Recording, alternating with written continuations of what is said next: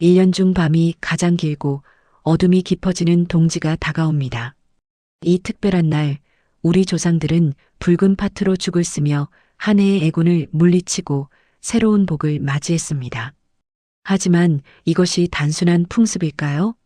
아니면 그 안에 우리가 미처 깨닫지 못한 깊은 지혜가 숨어 있는 걸까요? 부처님께서는 말씀하셨습니다. 모든 것에는 인연이 있고 모든 의식에는 마음이 담긴다. 동지 팥죽을 쓰고 나누는 행위 속에는 단순히 귀신을 쫓는다는 민간 신앙을 넘어서 업장을 소멸하고 복을 쌓는 불교의 깊은 가르침이 녹아 있습니다.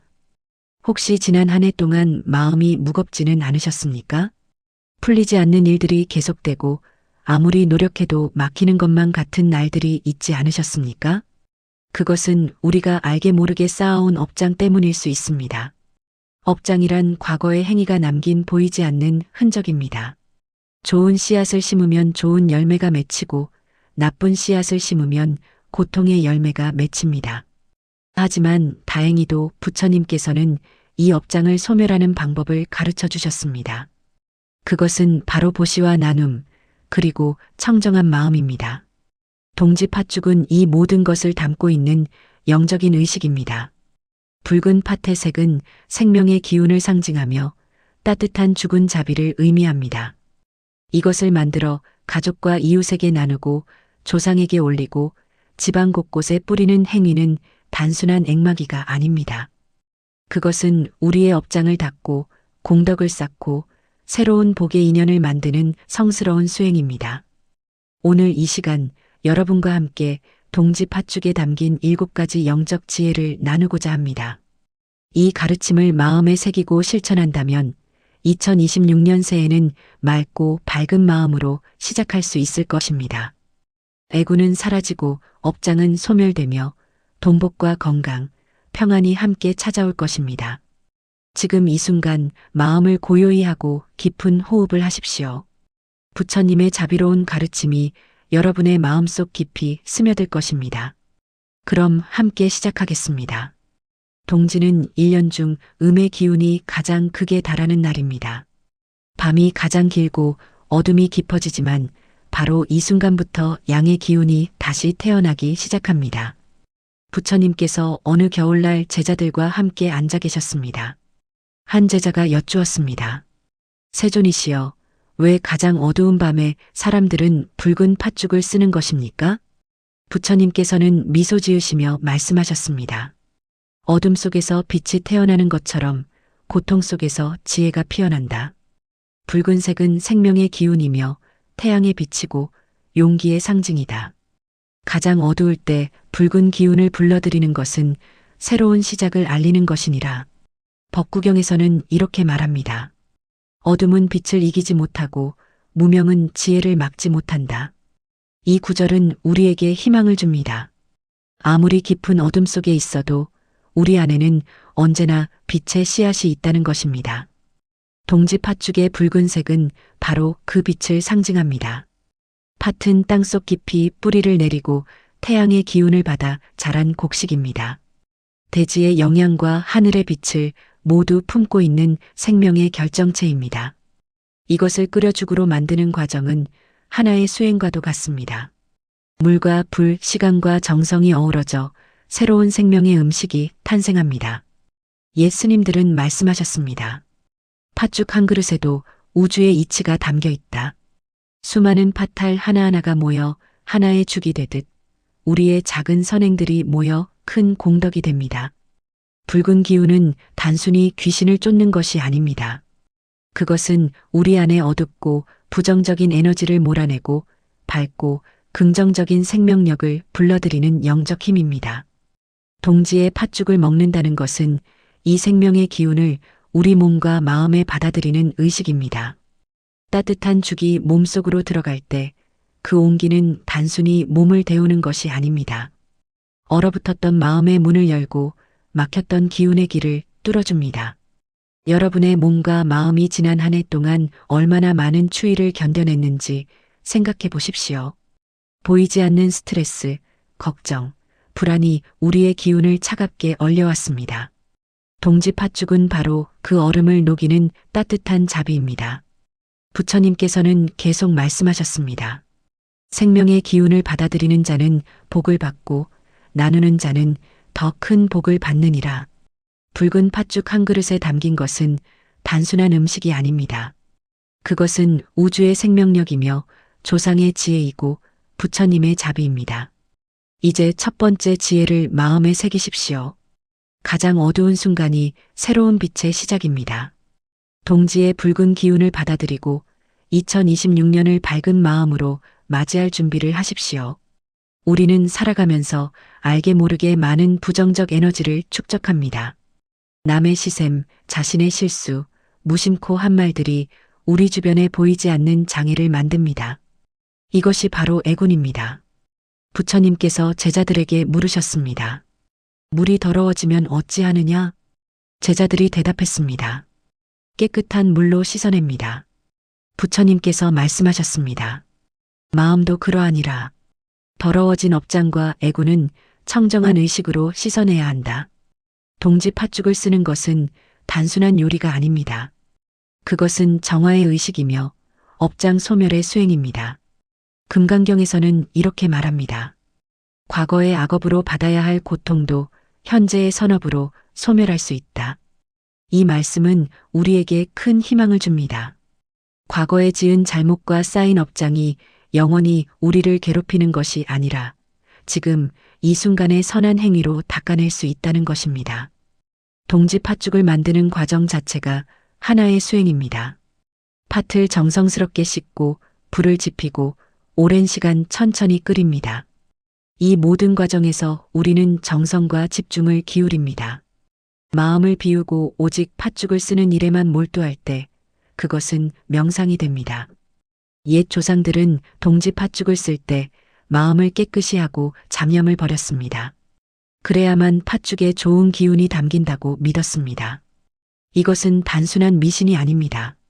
우리가 무엇을 만들 때 어떤 마음으로 만드느냐에 따라 그 결과물의 에너지가 달라집니다.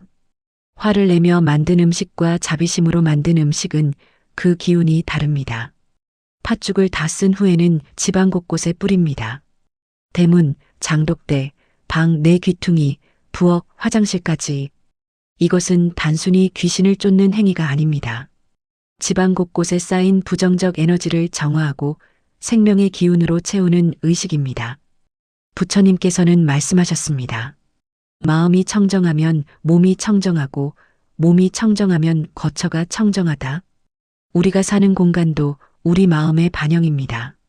마음속에 쌓인 불안과 두려움이 집안의 기운을 흐리게 만듭니다. 동지에 팥죽을 뿌리는 것은 물리적 공간을 정화하는 동시에 우리 마음의 공간도 함께 정화하는 것입니다. 어떤 이는 묻습니다. 정말 팥죽이 애군을 막을 수 있습니까? 그 질문에 대한 답은 이렇습니다. 팥죽 자체가 마법적 힘을 가진 것은 아닙니다. 하지만 팥죽을 만들고 나누고 뿌리는 그 모든 정성과 마음가짐이 우리의 업장을 닦습니다. 그 청정한 마음이 곧 애군을 물리치는 힘입니다. 법구경에는 이런 구절이 있습니다.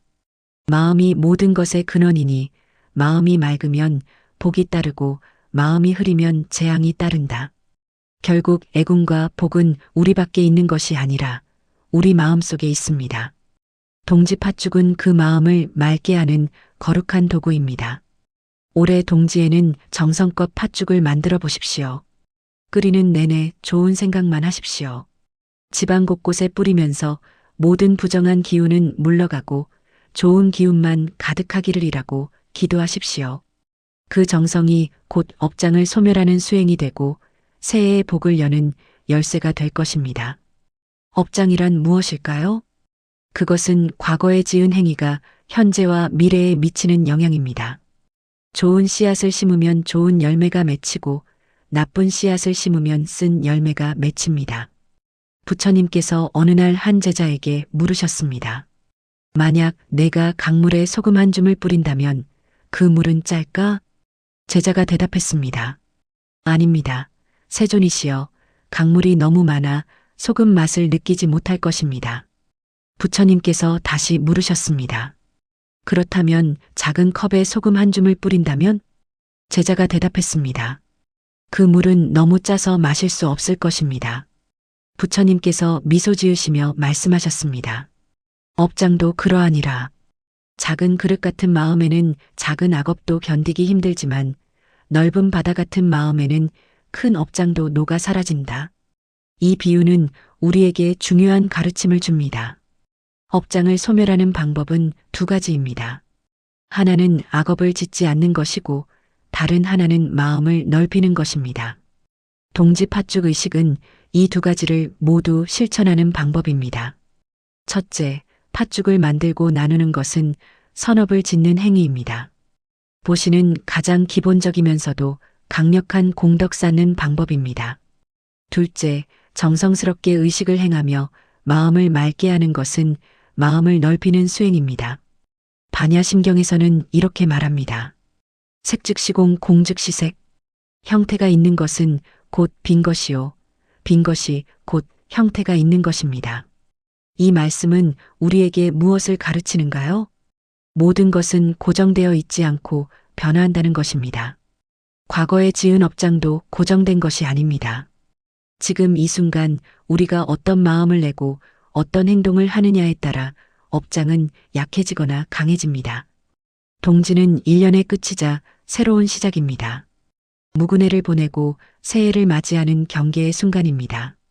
이때 팥죽을 쓰고 나누는 것은 과거의 업장을 씻어내고 새로운 복의 씨앗을 심는 상징적 행위입니다. 실제로 업장이 소멸되는 순간은 언제일까요? 그것은 우리가 진심으로 참회하고 새로운 다짐을 하며 선한 행동을 실천할 때입니다.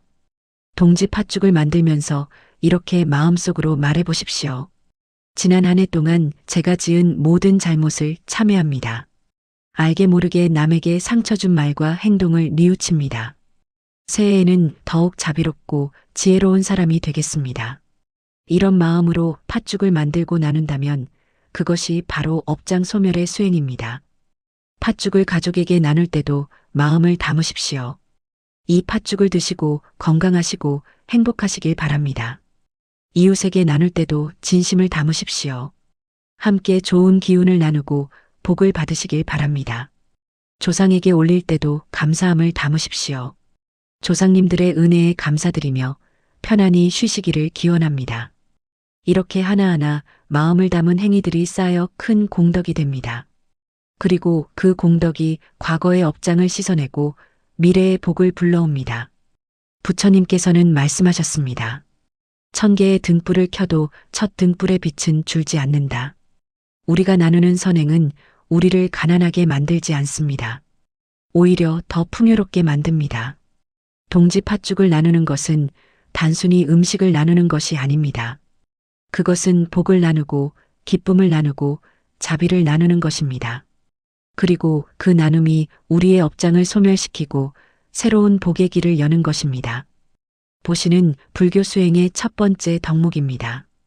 베푸는 것, 나누는 것은 가장 쉬우면서도 가장 어려운 수행입니다. 부처님 시대에 한 가난한 여인이 있었습니다. 그녀는 너무 가난하여 부처님께 보시할 것이 아무것도 없었습니다.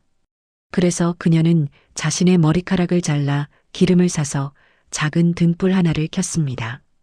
부처님께서는 그 등불을 보시며 말씀하셨습니다. 이 등불의 빛은 1000개의 등불보다 밝게 빛날 것이다. 왜냐하면 이것은 지극한 정성에서 나온 것이기 때문이다. 보시의 크기는 물질의 양이 아니라 마음의 깊이로 결정됩니다. 동지 팥죽도 마찬가지입니다. 값비싼 재료로 화려하게 만드는 것이 중요한 것이 아닙니다. 얼마나 정성을 다하고 얼마나 진심으로 나누느냐가 중요합니다.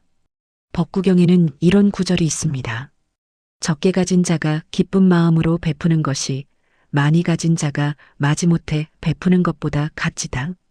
우리가 팥죽을 만들어 나눌 때 그 마음가짐이 가장 중요합니다. 이것을 주면 내가 손해보는 것 아닐까? 라는 생각이 조금이라도 든다면 그것은 진정한 보시가 아닙니다. 함께 나누어 기쁨이 배가 되기를이라는 마음으로 나눌 때 그것이 진정한 보시입니다. 동지 팥죽을 나누는 대상도 중요합니다. 가족에게만 나누는 것이 아니라 이웃에게도 어려운 사람에게도 나누어야 합니다. 특히 혼자 사는 어르신, 아픈 사람, 외로운 사람에게 팥죽 한 그릇을 전한다면 그것은 단순한 음식이 아닙니다. 그것은 위로이고 사랑이며 함께 있다는 메시지입니다. 부처님께서는 말씀하셨습니다. 보시에는 세 가지가 있다. 재물을 나누는 재시, 법을 나누는 법시, 두려움을 없애주는 무외신이라. 동지 팥죽을 나누는 것은 이 세 가지를 모두 포함합니다. 팥죽이라는 재물을 나누고 전통의 지혜를 전하며 애군에 대한 두려움을 없애줍니다. 보시를 할 때는 세 가지를 청정하게 해야 합니다. 첫째, 주는 자가 교만하지 않아야 합니다. 내가 베푸는 것이다라는 자만심을 버려야 합니다. 둘째, 받는 자를 업신여기지 않아야 합니다. 가난한 사람에게 자비를 베푼다는 시혜의식을 버려야 합니다. 셋째, 주는 물건에 집착하지 않아야 합니다. 이렇게 좋은 것을 준다는 생각을 버려야 합니다. 이 세 가지가 청정할 때 진정한 보시가 됩니다.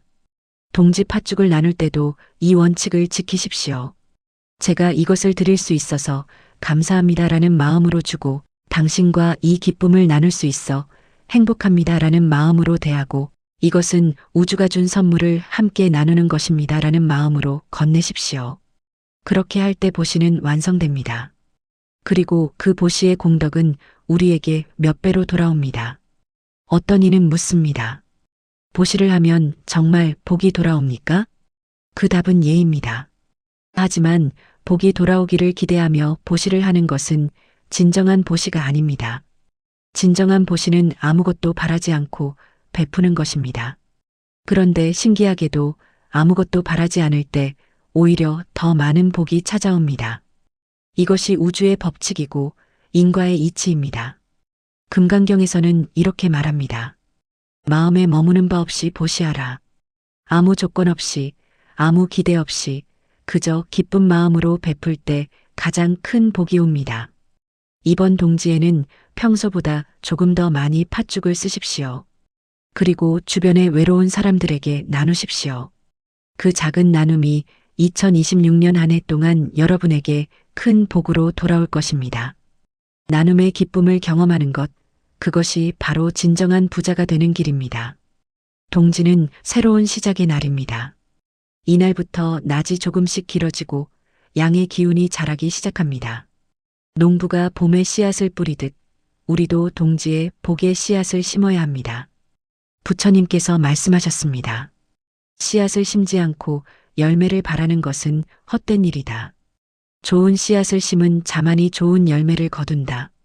돈복도 마찬가지입니다. 복은 하늘에서 떨어지는 것이 아니라 우리가 심은 씨앗에서 자라는 것입니다. 그렇다면 돈복의 씨앗은 무엇일까요? 첫째, 정직입니다. 정직하게 일하고 정직하게 돈을 버는 것이 첫 번째 씨앗입니다. 둘째, 성실입니다. 게으르지 않고 성실하게 노력하는 것이 두 번째 씨앗입니다. 셋째, 나눔입니다. 번 돈을 혼자 쌓아두지 않고 적절히 나누는 것이 세 번째 씨앗입니다. 동지 팥죽 의식은 바로 이 나눔의 씨앗을 심는 것입니다.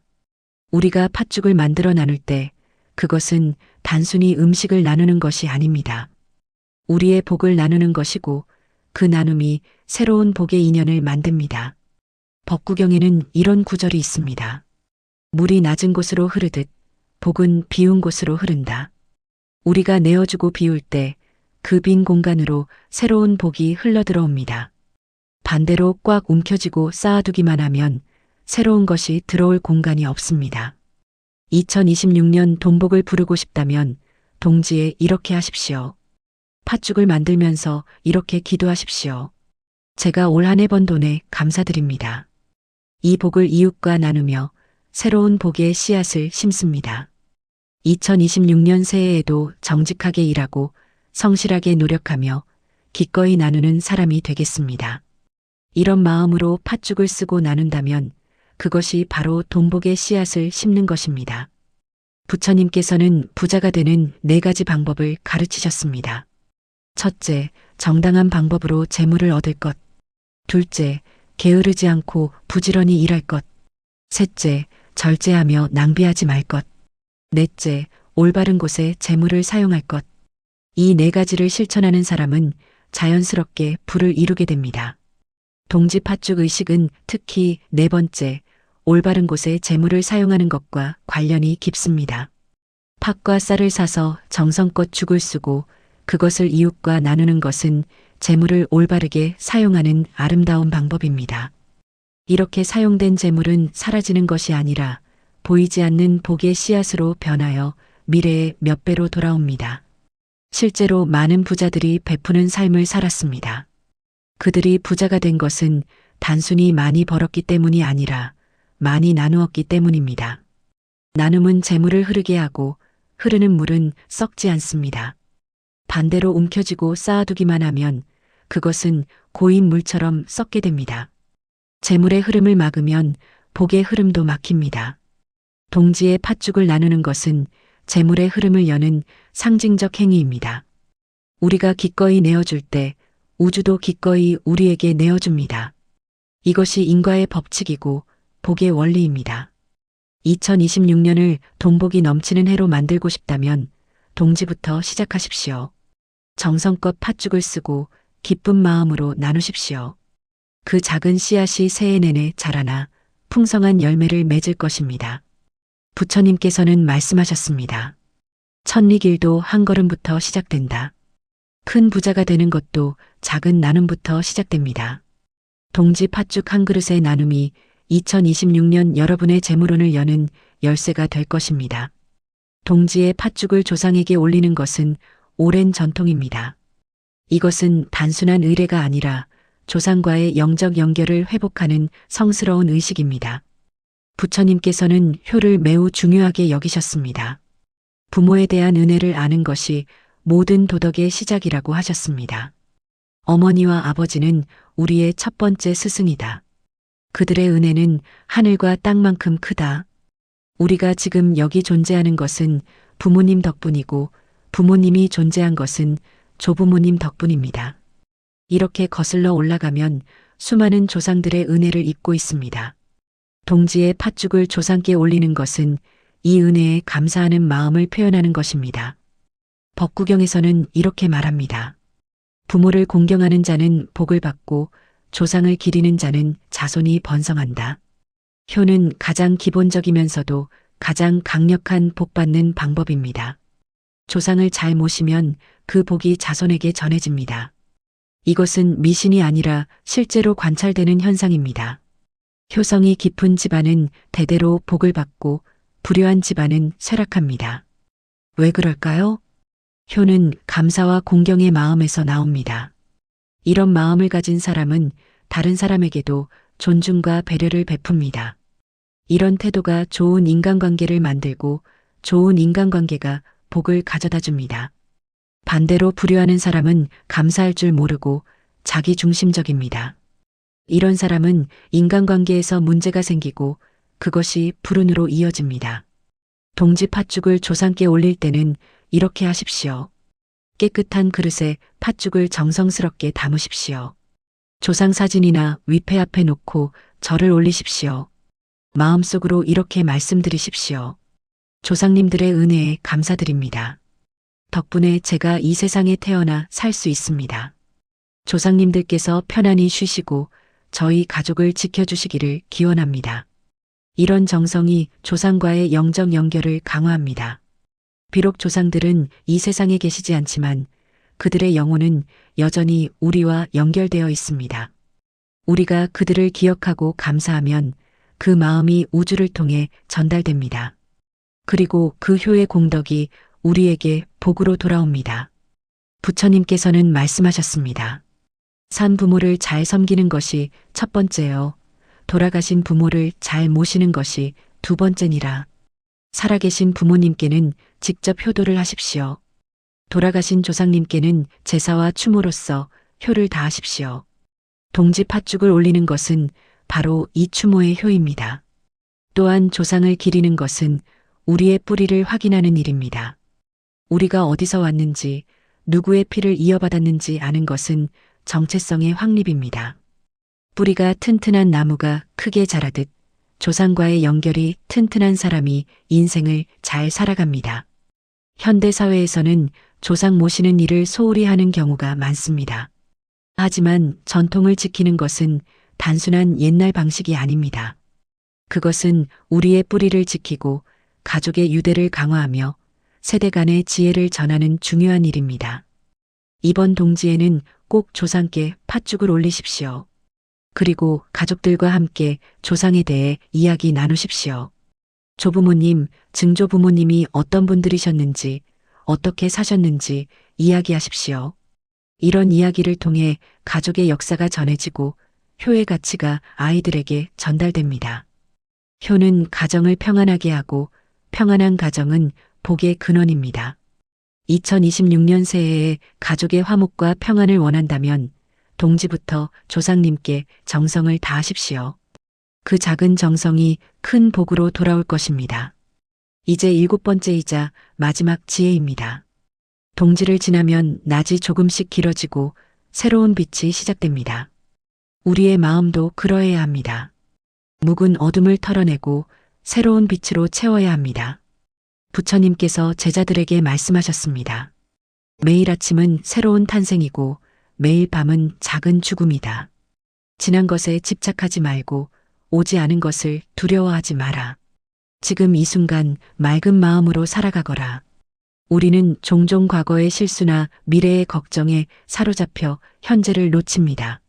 하지만 진정한 삶은 지금 이 순간에 있습니다. 동지 팥죽 의식은 과거를 정리하고 미래를 준비하는 의식입니다. 팥죽을 먹으며 이렇게 다짐하십시오. 2025년의 모든 아쉬움과 후회를 내려놓겠습니다. 잘못된 것은 참회하고 잘한 것에는 감사하며 모든 것을 있는 그대로 받아들이겠습니다. 2026년 새해에는 더욱 맑은 마음으로 살아가겠습니다. 맑은 마음이란 무엇일까요?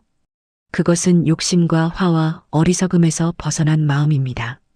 필요한 것과 원하는 것을 구분하고 화를 내지 않으며 지혜롭게 판단하는 마음입니다. 금강경에서는 이렇게 말합니다. 마땅히 머무는 바 없이 그 마음을 내지니라. 어떤 것에도 집착하지 않고 자유로운 마음으로 사는 것이 깨달음입니다. 우리가 완전한 깨달음에 이를 수는 없지만 조금씩 그 방향으로 나아갈 수 있습니다. 2026년 새해에는 이렇게 살아가 보십시오. 아침에 일어나면 감사하십시오. 오늘 하루를 살 수 있어 감사합니다.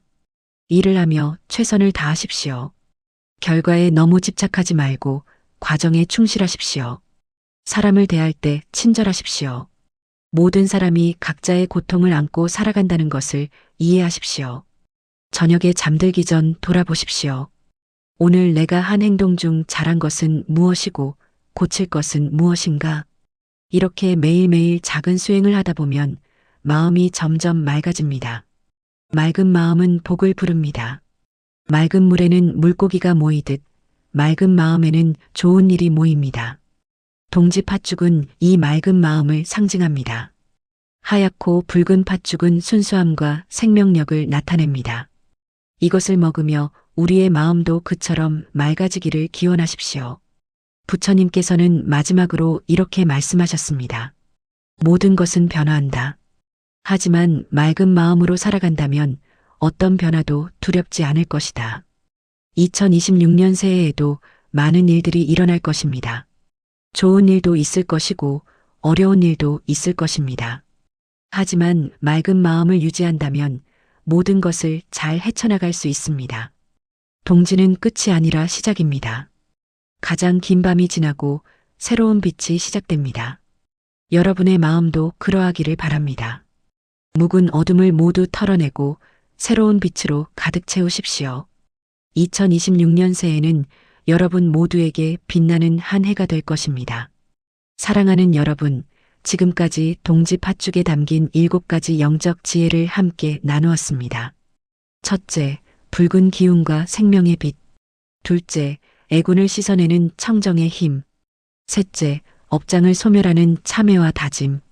넷째, 보시와 나눔의 기쁨. 다섯째, 2026년 돈복의 씨앗 심기.